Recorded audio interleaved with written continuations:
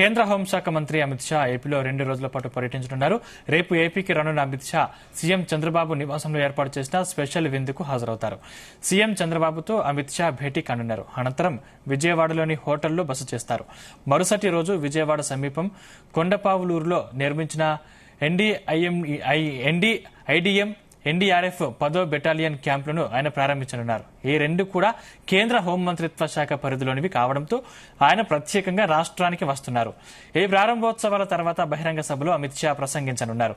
ఈ కార్యక్రమంలో సీఎం చంద్రబాబుతో పాటు డిప్యూటీ సీఎం పవన్ కళ్యాణ్ పాల్గొనున్నారు. ఈ మేరకు రాష్ట్ర యంత్రాంగం అన్ని ఏర్పాట్లు చేస్తుంది.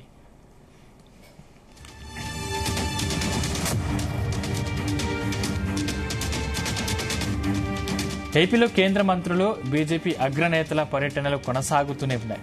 ఈ మధ్య ప్రధాని నరేంద్ర మోదీ విశాఖపట్నంలో పర్యటించి పలు అభివృద్ది కార్యక్రమాలకు శంకుస్థాపన చేశారు. ఏపీలో పలు అభివృద్ది కార్యక్రమాలకు కేంద్ర ప్రభుత్వం పెద్దపీట వేస్తుంది.